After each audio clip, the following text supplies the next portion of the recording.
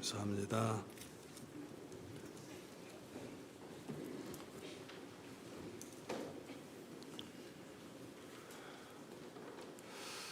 우리는 계속해서 소아시아에 있는 7교회에 주신 우리 주님의 말씀을 상고하고 있습니다.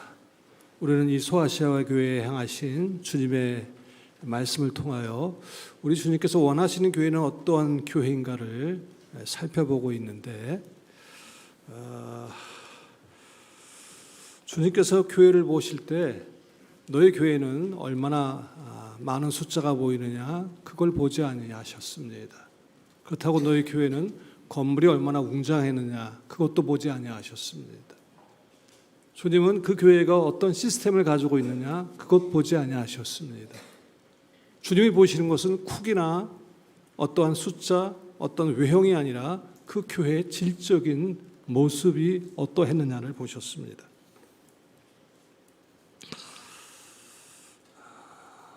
그런데 우리가 이 4대 교회를 보면 참 이해할 수 없는 게 있습니다.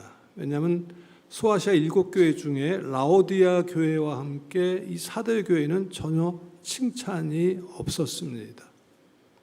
우리 주님은 사람을 보실 때 굉장히 후덕하게 점수를 주시는 분이십니다. 이를테면 많은 잘못이 있지만 어떤 한 가지 잘한 것, 그것을 통하여 주님은 그 다른 것 묻지 아니하시고 그것을 기뻐하시는 분이셨습니다. 이를테면 히브리서 11장에 보면은 많은 믿음의 영웅들이 나오고 있습니다. 어떤 면에서 보면 그들은 우리보다 더 형편없는 인생들입니다. 그럼에도 불구하고 그들이 믿음의 영웅들의 반열에 선 것이 있습니다. 그것은 주님이 그들을 작은 믿음이지만 한 가지를 보시고 다른 것을 다 이렇게 커버해 주셨기 때문입니다. 이처럼 긍정의 눈으로 사람을 대하시는 주님이 4대 교회를 향하여서는 굉장히 인색하셨습니다. 그들에게는 칭찬은커녕 오히려 책망을 하셨습니다. 이 4대 교회에 어떤 책망을 하셨을까요? 우리 1절 말씀을 같이 보겠습니다. 4대 교회의 사자에게 편지하라. 하나님의 7영과 7뼈를 가지신 이가 이르시되 내가 내 행위를 아노니 내가 살았다 하는 이름은 가졌으나 죽은 자로다. 아멘. 주님은 4대 교회를 향하여 내가 살았다는 이름은 가졌으나 죽은 자라고 그렇게 하셨습니다. 살았다는 이름을 가졌다는 얘기 뭡니까? 사람들 보기에는 살아있는 교회라 하는 뜻입니다. 그냥 살아있다가 아니라 너희 평판이 참 좋아 이런 뜻이죠. 그런데 그것이 아니라 실상은 죽은 자라고 말씀하고 있습니다. 단순히 죽었다, 생명이 끝났다는 얘기가 아니라 영적으로 생명이 없는 상태를 의미하고 있습니다. 외형이 아니라 영적 실체를 말하고 있습니다.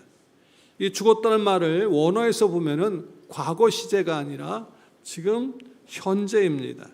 그러니까 이미 죽은 상태를 말하지 않고 죽어가고 있는 상태를 말하고 있습니다. 다시 말해 지금 영적으로 너희는 죽어가고 있다. 그것이 4대 교회의 모습이었습니다. 그래서 살아있다 하는 이름은 가졌지만 죽은 자란 말은 지금 세간의 명성은 자자하지만 실상은 지금 너희들 죽어가고 있는 교회야 하는 뜻입니다. 교회도 그렇고 이 4대에 속한 너희들 신앙생활 잘한다고들 하지만 주님께서 보실 때는 지금 너희는 죽어가고 있는 거야. 바로 이 말씀입니다. 당시 4대 교회는 소아시아 다른 교회보다 어려움을 당하지 않았습니다. 이를테면 어떤 교회는 니골라 당이든지 발람의 교훈을 따랐다든지 아니면 이세벨과 같은 이단들이 있었는데 이 교회는 없었습니다. 그리고 어떤 교회는 황제 숭배로 인하여 그 박해가 많았는데 이 교회는 정치적인 박해도 없었습니다. 또 어떤 교회는 유대인들이 개종해서 기독교인이 되는 것을 막기 위하여 유대인들로부터 많은 박해를 받았는데 4대 교회는 그런 박해도 없었습니다. 그러다 보니 4대 교회는 무사 안일주의에 빠졌습니다. 그들은 형식적인 종교의식에는 열심히 있었지만 진정한 신앙생활을 매우 등한히 했습니다. 그들은 물질적으로 부유했던 과거에 시작해서 장래에 대한 소망, 천국에 대한 소망은 전혀 빠져 있었습니다. 한마디로 그들은 경건의 모양은 있었지만 경건의 능력은 부인하는 자들이었습니다. 영적으로 죽어가는 교회였습니다. 어떤 면에서 보면 초대교회 상황치고는 이례적이라 할 수 있습니다. 왜냐하면 교회 사역이나 교인들의 생활에 별다른 어려움이 없기 때문에 그렇습니다. 이들은 주변 사회적 여건도 아주 좋았습니다. 당시 이 지역은 산업이 왕성했습니다. 사금이 채취되었고 염색업과 양털 가공업과 같은 산업이 크게 발전했습니다. 그러다 보니까 당연히 교우들도 경제적인 여유가 있었습니다. 교회도 재정이 넉넉했을 것입니다. 교회 건물도 웅장하게 지었을 것입니다. 그야말로 당시 주변에 있는 교회들이 부러워할 정도의 교회가 바로 이 사대 교회였습니다. 아마도 교인들은 그런 생각을 했을 겁니다. 이 사대 교인들은 우리는 다른 교회와 달리 하나님의 축복을 많이 받았어. 우리는 하나님의 은혜를 풍성히 받았어. 우리는 다른 교회들처럼 박해도 없고 다른 교회들처럼 부족함이 없어. 그저 하고 싶은 일 다 할 수 있어. 그러니 우리는 하나님의 사랑을 잔뜩 받은 교회야. 잔뜩 복을 많이 받은 교회야. 바로 그런 자부심이 있었을 겁니다. 그런데 주님 보실 때는 달랐습니다. 남들이 높이 평가하고 자신들도 만족해할지 몰라도 사대교회에 대한 주님의 평가는 너희들은 지금 영적으로 중증이야. 죽어가고 있어. 자, 그렇습니다. 모든 것이 다 뜻대로 되고 부족함이 전혀 없고 더 바랄 것이 없을 때, 그때는 바로 영적인 위기입니다.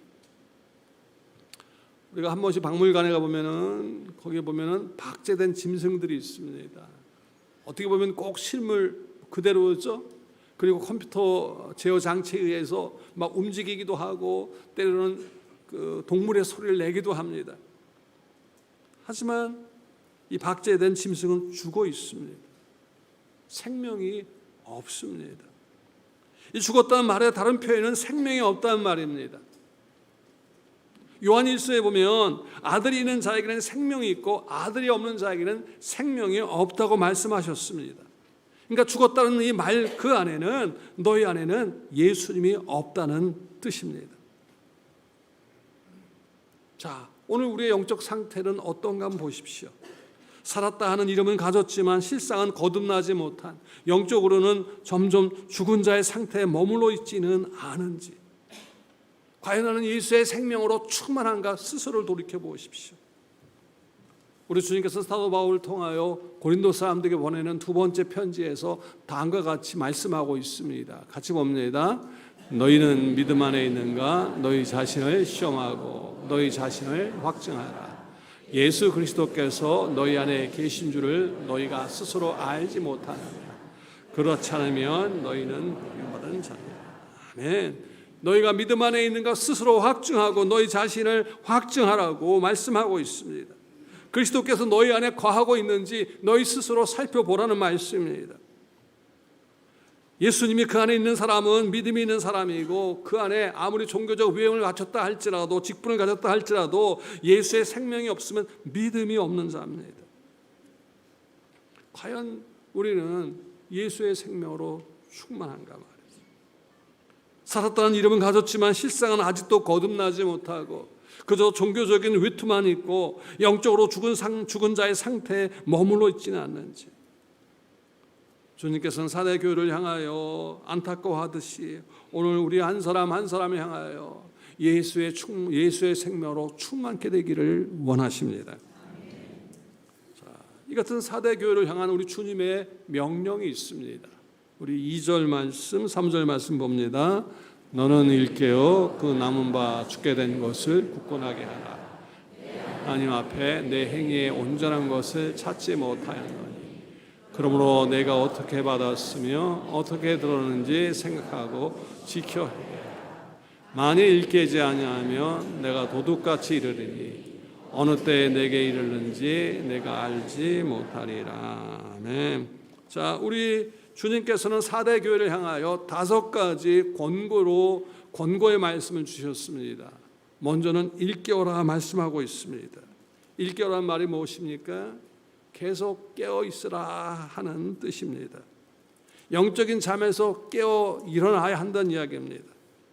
이례적 행동이 아니라 지속적인 영적 각성을 하라는 뜻입니다. 이유는 마귀는 우는 사자같이 삼킬 자를 찾아다니기 때문에 그렇습니다. 그래서 영적인 잠에 취해 있으면 마귀의 시험에 빠지고 맙니다. 삼손처럼 그렇게 하나님과 아주 특별한 관계에 있던 사람이라 할지라도 영적인 잠에 빠지면 한순간에 머리칼이 잘립니다. 무너집니다. 따라서 이 마귀의 공격을 막아내기 위해서는 영적인 잠에서 깨어나야 합니다. 그 다음 우리 주님께서는 일깨우라는 말씀과 함께 굳건하게 하라 말씀하고 있습니다. 굳건하게 하라는 말은 다른 뜻이 아닙니다. 붙들다, 견고하게 하다, 회복시키다 하는 의미입니다. 이미 지금 죽어가는 그러한 신앙을 다시 세우라는 의미이기도 합니다. 본문 4절 말씀 보면 사대에는 그 옷을 더럽히지 아니한 자들이 몇 명이 있었습니다. 그들은 영적으로 죽은 사대 교회를 떠나서 다른 교회로 옮길 수가 없었습니다. 그렇기 때문에 예수님은 그들에게 그 남은 바 죽게 된 것을 굳건하게 하라 그렇게 명하고 계십니다. 왜냐하면 작은 양의 소금이라 할지라도 짠맛을 잃지 않으면 음식 전체에 맛을 낼 수 있기 때문에 그렇습니다. LA에 가보면 세들백 교회라고 목적에 이끄는 삶으로 유명한 책의 저자인 릭 워렌 목사님이 계십니다. 지금은 은퇴하셨는데 이 목사님이 침례교 유럽 대회 교회 선교대회에 가서 다음과 같은 말씀을 하셨습니다. 모두들 유럽 교회가 죽었다고 하는데 2%만 살아 있어도 교회는 살릴 수 있습니다. 이런 메시지를 던졌습니다. 왜 이렇게 말씀하셨을까요? 그 살아있는 2%, 그 정말 2%가 교회를 살리는 그러한 창조적 소수의 역할을 하기 때문에 그렇습니다. 예레미야 5장에 보면은 하나님께서 뭐라고 말씀하십니까? 예레미야에게 예루살렘에 다니면서 공의를 행하는 사람 5명만 있어도, 의인 5명만 있어도 이 성을 멸하지 않겠다고 했습니다. 그렇기 때문에 바로 우리에게 굳건하게 하라, 죽어가는 신앙을 다시 세우라고 말씀하고 있습니다. 더 나아가 생각하라고 말씀하십니다. 우리 3절 상반절 말씀이죠. 그러므로 내가 어떻게 받았으며 어떻게 들었는지 생각하고. 아멘. 자, 지금 장마철입니다. 한번 비가 막 쏟아지면 많은 것들이 냇가로 쏟아져 흘러갑니다. 하지만 살아있는 고기는 아무리 송사리라 할지라도 거슬러 올라갑니다. 마찬가지입니다. 영적으로 죽은 사대 교회는 세상 풍조에 휩쓸려 버리고 말았습니다. 그렇기 때문에 예수님은 이 사대 교회를 향하여 말씀합니다. 내가 어떻게 받았으며 어떻게 들었는지 생각하라고 말이죠. 여러분, 내가 은혜 받을 때, 내가 구원받았을 때, 그때 성령으로 충만했을 때 말이죠. 십자가의 복음을 듣고 감격했을 때, 내가 죄인됨을 고백했을 때, 그때 그 뜨거움과 감격을 생각하라고 말이죠. 우리가 날마다 그냥 은혜로 충만하면 얼마나 좋겠습니까만 그렇지 못한 것이 우리의 인생이기도 하지 않습니까? 목사라고 항상 성령 충만하고 은혜가 충만해야 하지만 그렇지 못할 때가 있어요. 때때는 표시를 안 내서 그렇지 다운될 때도 있어요. 그때마다 제가 찾는 자리가 있습니다. 그것은 다른 것이 아닙니다. 내가 주님 앞에 붙들렸던 그 시간들, 주님 앞에 감격하여 섰던 그 시간들 생각하라 말이죠. 그때를 말이죠. 더 나아가 지켜라 말씀하고 있습니다. 그들은 하나님의 말씀을 지켜야 했습니다. 그저 듣기 좋은 귀를 긁어줄 감성적인 이야기에 쏠깃하지 말아야 했습니다. 그들은 이렇게 받은 바 성령 충만함을 지켜야 했습니다. 더 나아가 그들은 회개하라 말씀하고 있습니다. 잘못된 길에서 돌이키라고 말씀하고 있습니다. 성령을 근신시키고 성령을 소멸시켰다면 다시금 성령의 충만함을 받으라 말씀하고 있습니다.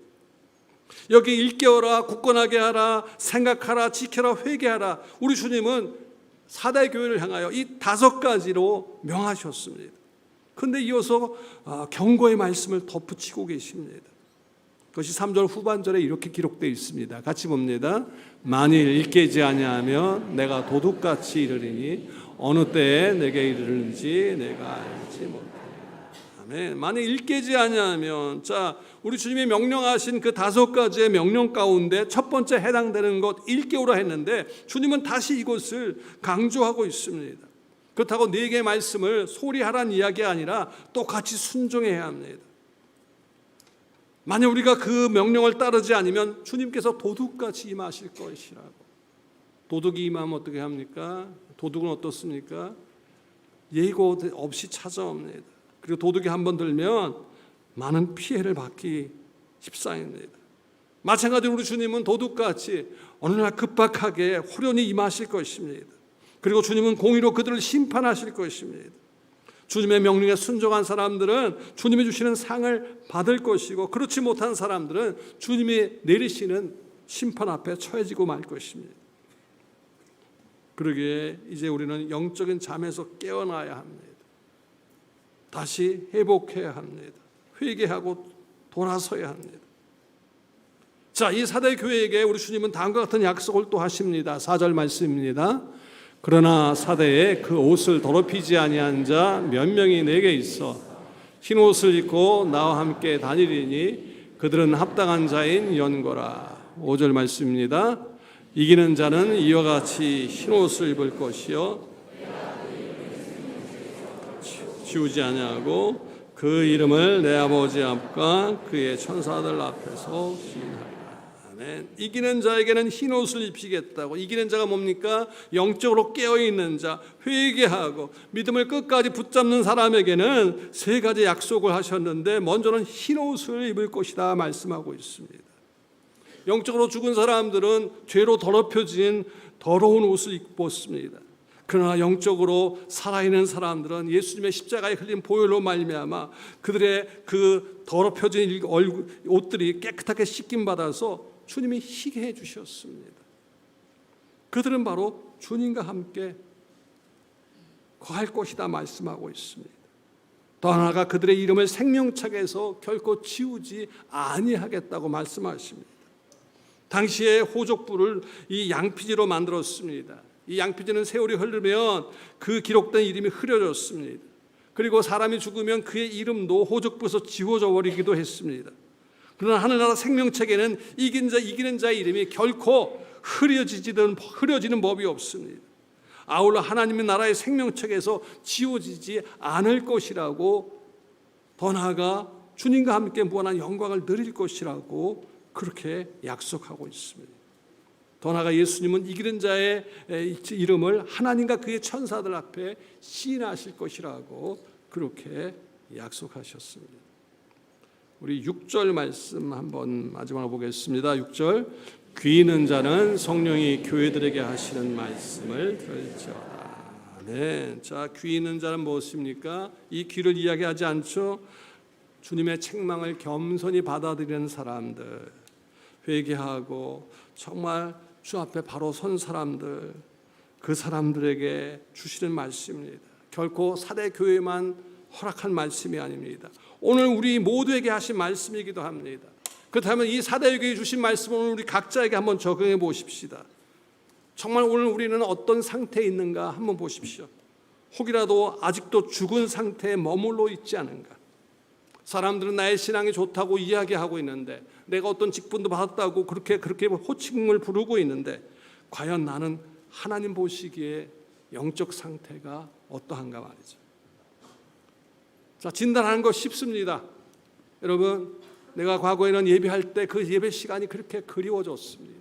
찬양할 때 찬양의 기쁨이 있었습니다. 근데 어느 순간 기쁨은 온데간데 없고 그저 종교적 행위로 예배의 순서를 따라서 그냥 부르는 노래로 그치고 있는가 한번 보십시오. 만약 그런 형식적인 지금 찬양이라면 나는 지금 영적으로 죽어가고 있다는 증거입니다. 예전에는 주일에 한번 예배 시간 한번 빠지면 그것이 막 두려움이 있었습니다. 이러면 안 되는데, 그런 마음이 있는데 어느 순간 보면 그저 한번 빠지는 거 그냥 별 대수롭게 생각하지 않고 있다면 분명히 영적으로 중증에 빠진 것입니다. 오늘 주님 우리에게 말씀하십니다. 내가 어떻게 받았으며 어떻게 들었는지 생각하고 지켜 회개하라. 만일 일깨우지 아니하면 내가 도둑같이 이르리니 어느 때에 내게 이르는지 내가 알지 못하리라. 우리에게 주신 하나님의 말씀입니다.